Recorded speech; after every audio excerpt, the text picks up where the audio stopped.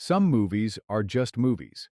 And then there's The Sound of Music. It's not just a film, it's a cultural juggernaut that's been playing in our heads for decades. But for all its picture-perfect hills and sing-along charm, the behind-the-scenes stories are anything but squeaky clean. Ever wonder what really happened when Julie Andrews was spinning on that mountaintop, or why Austrians weren't exactly rolling out the welcome mat? Let's just say the real story sings a very different tune. Edelweiss isn't what you think. You've heard it at weddings, school concerts, even political rallies. Edelweiss feels like it's been part of Austria's soul forever. But here's the twist. It's not a folk song at all. It was written in 1959 by Richard Rodgers and Oscar Hammerstein for the Broadway musical, with the sole purpose of sounding like an old Alpine tune. The illusion worked so well that even Robert Wise, the film's director, thought it was authentic for a while. The truth didn't stop Austrians from adopting it. To this day, many sing it as if it were centuries-old tradition. Hammerstein died shortly after finishing it, making it his final lyrical gift to the world. That bittersweet fact gives the song's farewell tone a deeper emotional punch. The beauty of Edelweiss isn't just in its melody, it's in how it fooled the world into thinking it had always been there.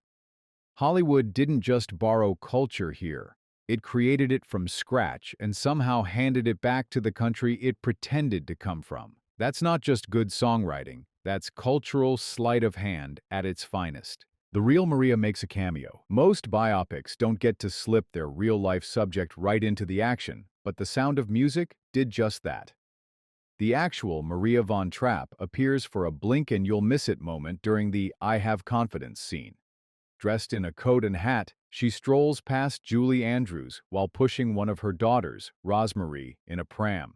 There's no big introduction, no freeze frame, just a casual moment that's both surreal and oddly intimate. For Maria, it must have been a strange experience, walking through the Hollywood version of her own life while an actress played her more polished, more musical double. For viewers who spot her, it's a delightful Easter egg, a silent handshake between the real woman and her cinematic counterpart. It's also a reminder that behind all the sweeping music and picture-perfect scenery, this was a story rooted in reality.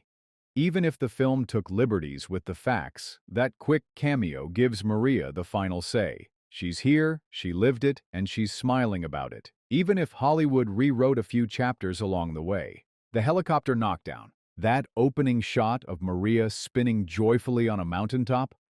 Gorgeous, iconic, completely miserable to film. The crew used a helicopter to capture the sweeping aerial shot, swooping in close for dramatic effect. The problem? Helicopter downdrafts are not gentle. Every time the machine passed over, Julie Andrews was slammed into the grass by a wall of wind. She'd get up, fix her hair, and try again, only to be knocked down on the next pass. And this wasn't a one-and-done situation. They repeated the process over and over until they got the perfect take. By the end, Andrews was soaked, windburned, and more than a little irritated. Yet, watching the film, you'd never suspect the chaos behind the camera. On screen, it's pure joy, a woman embracing the hills like they're old friends. Off screen, it was a battle with nature, machinery, and sheer persistence. That's the thing about movie magic. Sometimes the most serene moments are born out of absolute madness. And in this case, the hills were alive, but they were also trying to blow the star straight into Bavaria. The Cold War escape plan. It sounds like satire, but it's true. The Sound of Music was part of Britain's official morale strategy during the Cold War. In the event of a nuclear attack, the BBC had a list of programs, speeches, and music queued up to keep spirits high while the world faced unthinkable disaster. On that list was the film's soundtrack. Yes, someone genuinely believed that a blast of Do Re Mi, or Climb Every Mountain, could help the public stay calm under mushroom clouds. It wasn't about pretending everything was fine, it was about reminding people of beauty and joy, even in dark times. The fact that The Sound of Music made that list says a lot about how deeply it had embedded itself into global culture. For Britain's planners, it wasn't just a movie, It was a lifeline of optimism, packaged in singable melodies and rolling hills. Decades later, the idea still feels surreal. The same songs that had children skipping through gardens on screen were once part of a doomsday playlist. It's proof that while governments might not always agree on politics, they can agree on one thing: Julie Andrews makes people feel better about life. The boat scene that almost went wrong. In the movie, the scene is pure charm. Maria and the Von Trapp children rowing across the lake, tipping into the water in a burst of laughter. But reality was far less adorable, especially for Kim Karath, the 7-year-old who played Gretel. There was just one problem: she couldn't swim. The plan was simple. When the boat tipped, Julie Andrews would immediately grab her, but as luck would have it, Andrews fell off on the opposite side. That left Heather Menzies, who played Louisa, to pull Kim to safety while the cameras rolled. Kareth ended up swallowing a lot of water and was visibly shaken. Yet in the final cut, the moment plays like harmless slapstick. It's one of those behind-the-scenes stories that makes you look at the scene differently. You realize how much trust and risk goes into working with children, water, and heavy costumes. The scene works beautifully on screen because nobody got hurt, but it's also a reminder that accidents can happen, even in the most idyllic movie moments. The hills may have been alive, but that lake nearly turned one of the film's sweetest moments into a disaster. Lights, camera, raspberry noises? On screen, the something good scene is bathed in soft lighting and romantic energy. Maria and the captain confessing their feelings in a gazebo, framed by moonlight. Off-screen, not so much. The studio lights kept making odd, raspberry-like noises as they warmed up. Imagine trying to pour your heart out to a co-star while it sounds like someone's blowing into a balloon in the background. Julie Andrews and Christopher Plummer couldn't keep straight faces, ruining take after take with bursts of laughter. Eventually, the crew had to get creative. They decided to shoot the scene in silhouette, hiding the fact that the actors were desperately trying not to laugh. That stylistic choice ended up making the scene more romantic than planned. The shadowed figures against the glowing backdrop gave it a timeless quality. It's one of those rare moments when a technical problem forces a creative solution, and the fix ends up being better than the original plan. So while the audience sees passion and tenderness, the truth is that the romance came with a side of barely suppressed giggles. The captain almost had a very different face. Christopher Plummer's Captain Von Trapp is a perfect balance of stern authority and quiet warmth, but he was far from the studio's only option. Before he was cast, the role was considered for Bing Crosby, Yul Brynner, Sean Connery, and Richard Burton. Just imagine Crosby crooning Edelweiss in his smooth, mellow style, or Brynner delivering orders with the intensity of The King and I. Each would have brought a completely different energy. Crosby's would have been softer, Brynner's more commanding, Connery's perhaps more roguish. Plummer himself wasn't thrilled about taking the role, reportedly calling it boring and accepting mainly because of the filming locations in Austria. But as production went on, he shaped the captain into something more layered, a man who starts as a rigid disciplinarian and ends as a devoted, loving father willing to risk everything. In hindsight, it's impossible to imagine anyone else bringing that mix of cool detachment and heartfelt transformation. Sometimes the perfect casting choice is the one that wasn't anyone's first idea, not even the actors. The kids weren't the only ones dubbed. Dubbing is a Hollywood tradition, but most people assume it's reserved for child actors or non-singers. In The Sound of Music, it extended further than you might think. The Von Trapp children sang their parts, but their voices were blended with adult singers to give the sound more fullness. And Christopher Plummer? That moving rendition of Edelweiss isn't him, it's professional playback singer Bill Lee. Plummer's speaking voice carries the emotion, but the actual singing was done by someone else entirely. This wasn't unusual for musicals of the era, where studios wanted perfect vocal performances on the soundtrack. Still, it's a little ironic that one of the most heartfelt musical moments, a man singing his love for his homeland, features a voice the character's own children in the scene never heard. On screen, the illusion is flawless, and that's the point. The audience believes it, the emotion lands, and nobody walks away thinking, that wasn't him. Movie magic, after all, is as much about what you don't notice as what you do. Salzburg wasn't exactly celebrating. For a movie that practically doubled as a Salzburg tourism ad, the locals were surprisingly unimpressed. When The Sound of Music premiered in the city, it ran for only 3 days before disappearing from theaters. Many Austrians dismissed it as overly sentimental and historically inaccurate, especially in its portrayal of Austria in the years leading up to the Nazi annexation. To them, it felt like an Americanized fairy tale version of events, a postcard-perfect fantasy with very little to do with reality. The Von Trapps were real, yes, but the tone and presentation didn't reflect the complexities of the era. Ironically, while Salzburg initially turned up its nose, the rest of the world embraced the movie so passionately that the city eventually had no choice but to lean in. Today, Salzburg is one of the world's top film tourism destinations, with over 300,000 visitors coming every year specifically for the Sound of Music tours. Back in 1965, though, the hills may have been alive, but the locals were more likely to roll their eyes than sing along. It's a classic case of you don't know what you've got until the tourists start showing up with wallets in hand.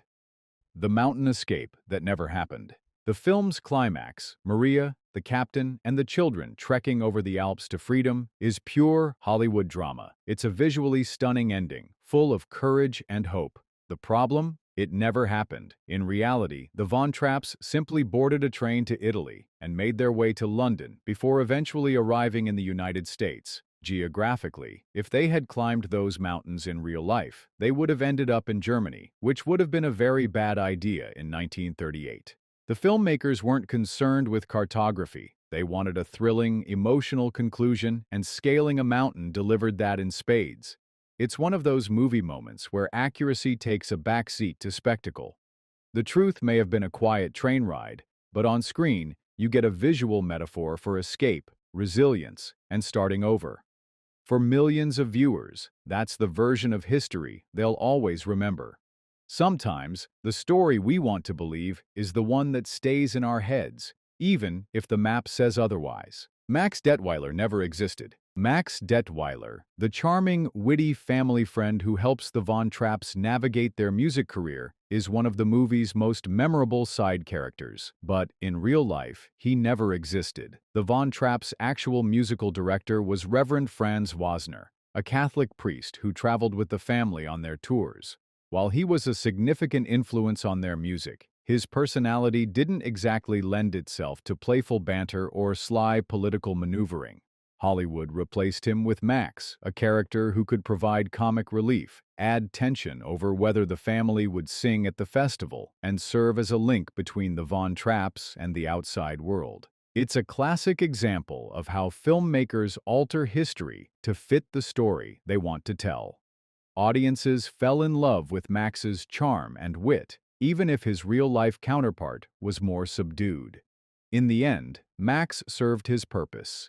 He made the Von Trapps' world feel larger and more connected to the times, even if he was purely a creation of the script. The Do-Re-Mi Scenic Marathon. The Do-Re-Mi montage feels like pure, unfiltered joy. Maria and the children dancing, skipping, and singing their way through Salzburg's most beautiful spots. On screen, it flows like one sunny afternoon of carefree fun. In reality, it was filmed over multiple days at locations scattered miles apart. The sequence took meticulous planning to maintain costume continuity and choreography consistency. One moment they'd be filming in the Mirabelle Gardens, the next on a mountaintop, then in a meadow. Weather was another challenge. Bright sunshine in one shot had to match the lighting and footage filmed on an overcast day.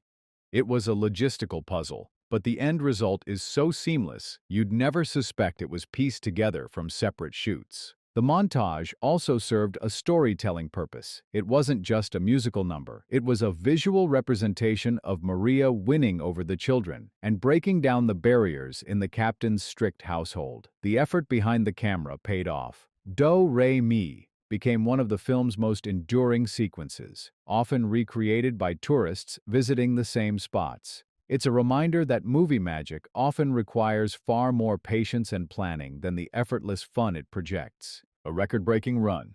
The Sound of Music wasn't just a hit, it was a phenomenon.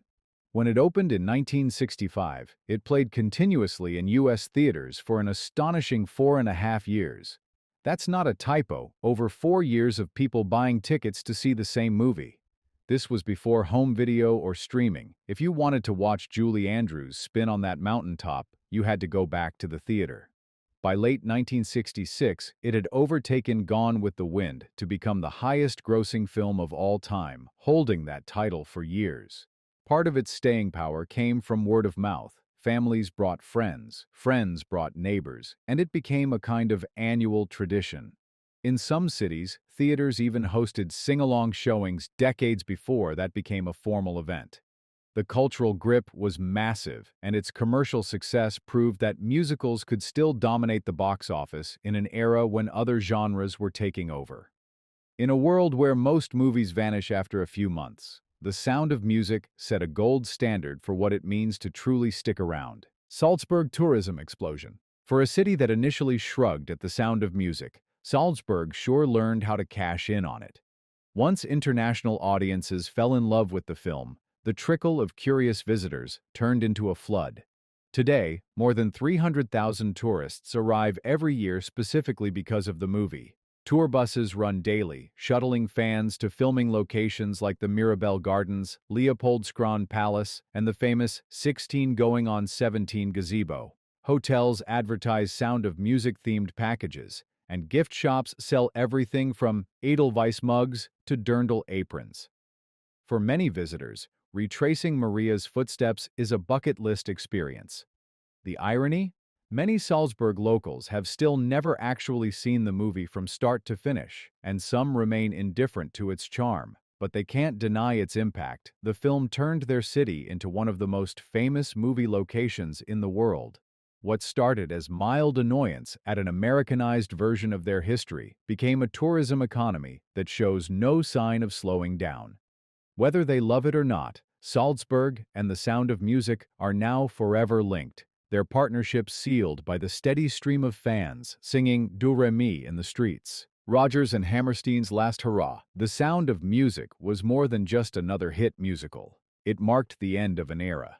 Richard Rodgers and Oscar Hammerstein had been Broadway's most legendary songwriting duo, creating classics like Oklahoma and The King and I. But by the time they worked on The Sound of Music, Hammerstein was battling stomach cancer. He completed the lyrics for the show, including Edelweiss, knowing his time was running out.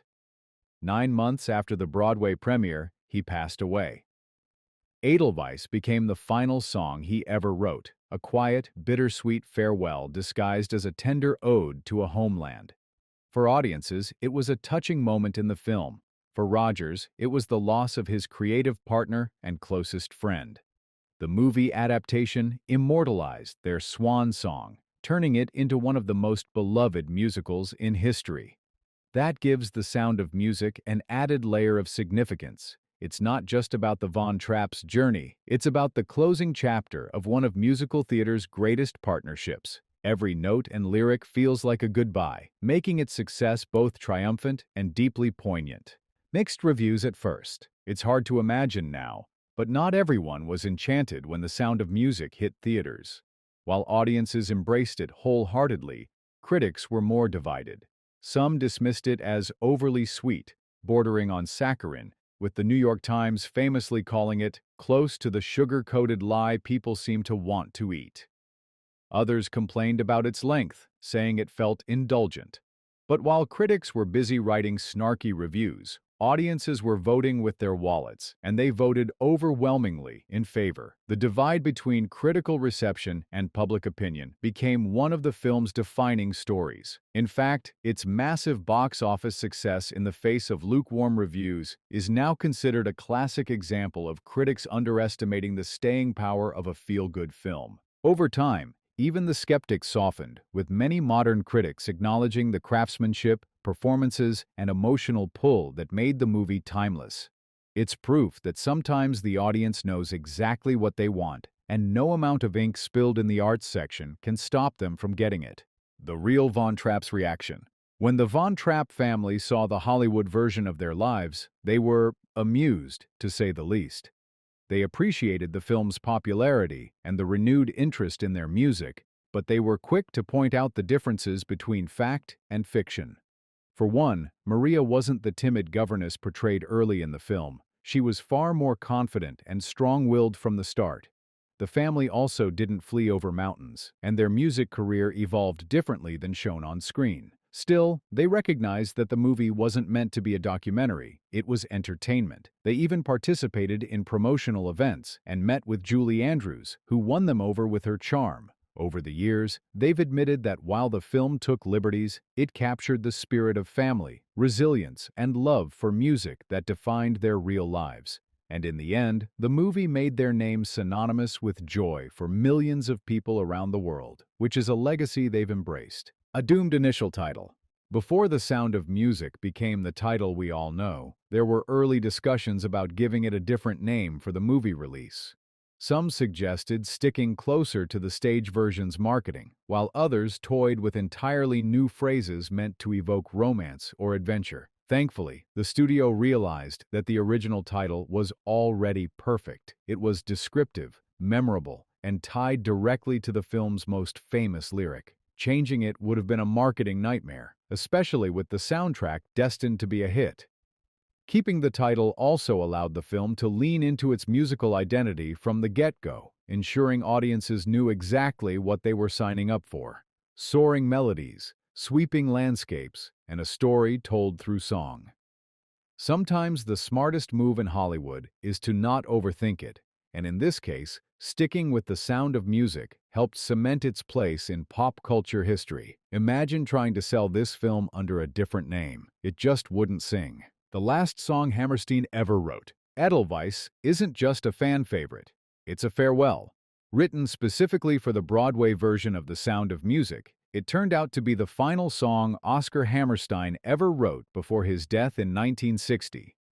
Knowing his health was failing, Hammerstein poured a quiet poignancy into the lyrics, crafting an intimate goodbye disguised as a love song to a homeland.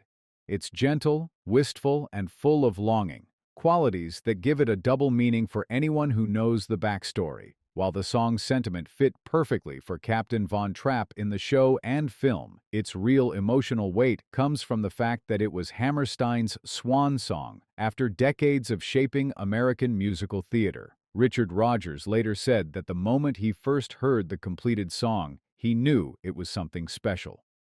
Decades later, Edelweiss remains one of the most tender closing chapters in Broadway history, part of the film's DNA, and forever linked to the end of a legendary partnership. For audiences, it's a song about Austria. For theater lovers, it's a song about saying goodbye.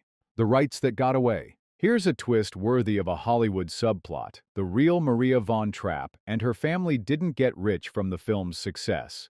Years earlier, they had sold the rights to their life story to German producers for a modest sum, long before anyone imagined it would become an international blockbuster. By the time the story made its way to Broadway and then to Hollywood, the Von Trapps had no stake in the profits.